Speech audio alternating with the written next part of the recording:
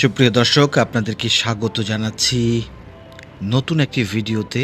এটি ঈদ মৌসুমের ভিডিও, অর্থাৎ ঈদের ছুটি যখন চলছে তখন রাজধানীর অন্যতম এবং সবচেয়ে অভিজাত এলাকা গুলশান ১ থেকে গুলশান ২ হয়ে বারিধারা পর্যন্ত আপনাদেরকে মূল সড়কের দুপাশের যে বড় বড় অট্টালিকাগুলো রয়েছে সেগুলোই দেখাবো, এবং গুলশান যে কত বদলে গেছে এই কয়েক বছরের মধ্যে, মাত্র ২ থেকে ৩ বছরের মধ্যে, সেটি আজকে আপনারা ভিডিওতে দেখতে পারবেন।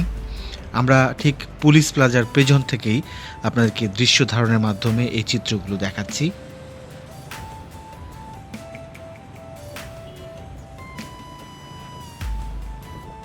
তো দেশে এবং দেশের বাইরে যে সকল দর্শক এই ভিডিওটি দেখবেন, আশা করি ভালো লাগবে। বিশেষ করে যারা বাইরে আছেন, প্রবাসী, ঢাকায় অনেক দিন আসেননি, তাদেরও ভালো লাগবে। বেসিক্যালি আমরা একবারে মূল সড়ক ধরে গুলশান ১ থেকে গুলশান ১ নাম্বার গোল চত্বর, তারপরে গুলশান ১ নাম্বার গোল চত্বর থেকে ২ নাম্বার গোল চত্বর হয়ে আমরা ডান দিক দিয়ে চলে যাব বারিধারা পর্যন্ত। তো যে সকল দর্শক প্রথমবারের মতো ভিডিও দেখছেন, অনুগ্রহ করে চ্যানেলটি সাবস্ক্রাইব করার জন্য আপনাদের বলবো। আপনারা এই চ্যানেলটি সাবস্ক্রাইব করলে এ ধরনের ভিডিওগুলো আপনারা নিয়মিত পাবেন। এছাড়াও যারা দেখছেন তাদের যদি কোনো স্মৃতি থাকে এবং এই গুলশানের বদলে যাওয়া দৃশ্যগুলো, এখানকার যে বড় বড় ভবনগুলো, আকাশচুম্বী ভবন, আভিজাত্যে ঠাসা, সব মিলিয়ে কেমন লাগছে সেটি অবশ্যই কমেন্ট করে জানাবেন।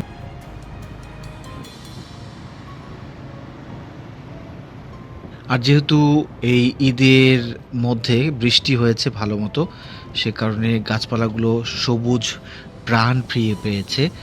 সবুজের উপস্থিতি দেখে ভালো লাগছে, আর মাঝে মাঝেই বড় বড় নতুন নতুন ভবন আমরা দেখতে পাচ্ছি। আমি নিজেও গুলশান এই ২ নাম্বারে এসেছি ১ বছর বা ২ বছর আগে, বাট এত সুন্দরভাবে এতগুলো ভবন আগে দেখেছি কিনা মনে পড়ছে না। এবং অনেকগুলি ভবনই দেখছি খুব রিসেন্টলি নতুনভাবে উদ্বোধন হয়েছে। আমার কাছে মনে হয়েছে কিছু কিছু ভবন যেগুলো আমি আসলে আগে এভাবে দেখিনি, এবং পাশাপাশি আরও নতুন কিছু ভবনও তৈরি হচ্ছে যেগুলো পুরোপুরি কাজ শেষ হয়নি। এবং ডান পাশে এই ভবনগুলো বেশ কয়েক বছর থেকে আছে। গুলশানের সঙ্গে বাকি ঢাকা শহরের আসলে মিল খুঁজে পাওয়া যায় না, কারণ গুলশান বলতেই, গুলশান শব্দটা আসলেই একটা আভিজাত্য, শান শওকত, এই বিষয়টি চলে আসে। যদিও গুলশানের শানের সাথে শান শওকতের একটি মিলও আছে। আমরা ঠিক আছি গুলশান ১ নাম্বার গোল চত্বরে। বাম দিক দিয়ে মহাখালী, ডান দিক দিয়ে বাড্ডার দিকে যাওয়া যায়, এবং সোজা আমরা যাব। এই সোজা রাস্তাটি হচ্ছে গুলশান ২ এর, এবং এখানে এত নতুন নতুন ভবন তৈরি হয়েছে ঠিক এই জায়গাটিতে। মানে আমি আগেও দেখেছি, বাট এখন ভবনগুলো একবারে গগনচুম্বী ভবন, বিশাল বিশাল।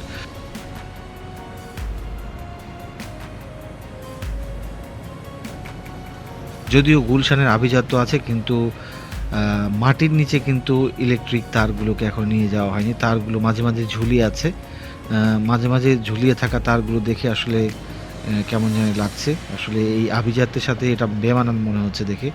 অনেকগুলো তার, থোকায় থোকায় তার ঝুলে আছে ইলেকট্রিক পোলগুলোতে। এগুলো যদি মাটির নিচে যেতে পারতো তাহলে আসলে পুরোপুরি বিদেশি যে ভাইবটা সেটা ফুটে উঠতো।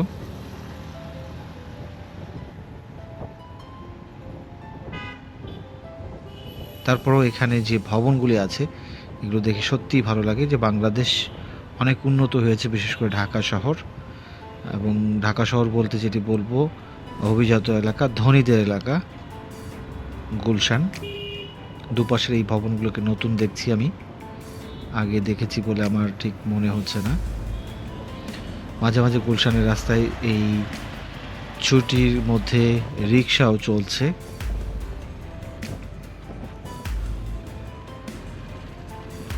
মূলত গুলশানের যে চমৎকার চমৎকার যে সুউচ্চ ভবনগুলো, সেটা গুলশান ১ নাম্বার এবং ২ নাম্বারের মাঝামাঝি জায়গাতেই বেশি আমরা দেখতে পাই। এবং এখানে সবুজ সুন্দর গাছপালা আছে, এবং সড়কগুলো বেশ সিমসাম সুন্দর।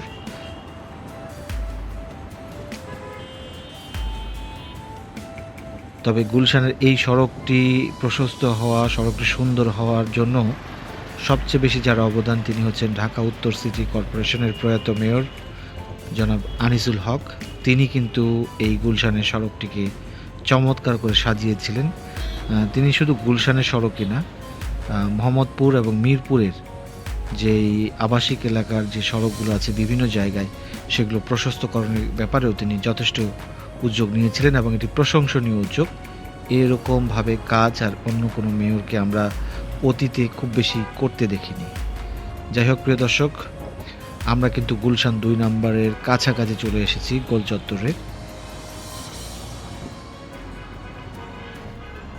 আমরা আর কোন কোন রাস্তাগুলো আপনাদেরকে দেখাতে পারি প্রিয় দর্শক, এটি একটু কমেন্ট করে আপনারা বলবেন এবং আমরা চেষ্টা করব এরপরে হয়তো ড্রোন দিয়েও এই জায়গাগুলোর কিছু দৃশ্য আপনাদেরকে দেখানোর, উপর এবং নিচ কম্বাইন করে, সেটি হলে হয়তো ভালো লাগবে। এবং গুলশান 2 নম্বরে কিন্তু এখন এমআরটি লাইন 5 নর্দার্ন রুটের যেই দ্বিতীয় পাতাল মেট্রো রেলটি হবে, সেটির কাজ এখনও চলমান রয়েছে গুলশান 2 নম্বরে। তবে ম্যাক্সিমাম জায়গায় কিন্তু খননের পরে ভরাট করে দেওয়া হয়েছে, তারপরও কিছু কাজ এখনও হচ্ছে আশেপাশে এবং বাউন্ডারিগুলো কিন্তু এখনও দেয়া আছে, তবে কাজের গতি যথেষ্ট কমে গেছে। আমরা এর পরবর্তীতে আপনাদেরকে আরও কোনো নতুন সড়ক দেখানোর চেষ্টা করব। ঢাকার বিভিন্ন প্রান্তগুলোই মাঝে মাঝে যেভাবে দেখাবো, তবে ঠিক সন্ধ্যার আগে আগে দেখাতে পারলাম, যে কারণে আসলে বিভিন্ন আলো দেখতে পাচ্ছেন এবং গুলশান 2 নম্বরের যে সুউচ্চ বড় বিলবোর্ডগুলো আছে, বিজ্ঞাপন বোর্ড, যে স্ক্রিনগুলো, সেগুলো জ্বলছে, দেখতে ভালো লাগছে। নিউ ইয়র্কের মতো কিছুটা ফ্লেভার আছে, যদিও নিউ ইয়র্কের মতো এত বেশি স্ক্রিন এখানে দেখা যায় না। আমরা এখন গুলশান 2 থেকে ডান দিক দিয়ে চলে যাব বাড়িধারা অংশের দিকে, যেটিকে দূতাবাস সড়কও বলা হয়ে থাকে। এদিকে আসলে মূলত আমি রিক্সা নিয়ে যাচ্ছি, এর আগের পথটি মোটরসাইকেলে এসেছিলাম। তো আপনারা দেখতে পাচ্ছেন এদিকেও কিছু কিছু সুউচ্চ ভবন আছে এবং এদিকে কিন্তু সবুজ গাছপালার আধিক্য বেশি। এখানে লেক রয়েছে, মনোরম লেক, এবং পার্ক রয়েছে যেখানে যথেষ্ট পরিমাণে অক্সিজেনের জন্য গাছ রয়েছে এবং এই রোডটি আসলে ছায়া শীতল লাগে। এদিক দিয়ে তীব্র রোদ বা গরমের মধ্যে গেলেও কিছুটা শীতল অনুভব আসে, কারণ গাছের ছায়া আছে এবং দুপাশের লেক থেকে ঠান্ডা হাওয়াও আসে, যে কারণে আসলে গরম বা উত্তপ্তটা এখানে সেভাবে টের পাওয়া যায় না। বেসিক্যালি আমরা এই লেকটি ক্রস করার পরে রাস্তার দুধারে যে ভবনগুলো দেখব, এগুলো বিভিন্ন দূতাবাসের ভবন আছে। সৌদি আরবিয়ার এখানে ভবন আছে, কানাডিয়ান হাই কমিশনের অফিস আছে, এরপরে মার্কিন রাষ্ট্রদূতের অফিস আছে, তারপরে এই পাশে দেখা যায় যে রাশিয়া, কোরিয়া, থাইল্যান্ড, বেশ কয়েকটি দেশের আসলে এখানে অফিস রয়েছে। আমরা সামনেই নতুন বাজার পর্যন্ত এই ভিডিওটি শেষ করছি। এতক্ষণ ভিডিওটি দেখার জন্য সবাইকে অসংখ্য ধন্যবাদ এবং কৃতজ্ঞতা জানাচ্ছি। সেই সঙ্গে চ্যানেলে যদি কোনো দর্শক নতুন থেকে থাকেন, আবারও রিকোয়েস্ট করব চ্যানেলটি সাবস্ক্রাইব করে পাশে থাকার জন্য। সকলের সুস্বাস্থ্য মঙ্গল কামনা করে আজকের ভিডিও এখানে শেষ করছি। সবাই ভালো থাকবেন। আল্লাহ হাফিজ।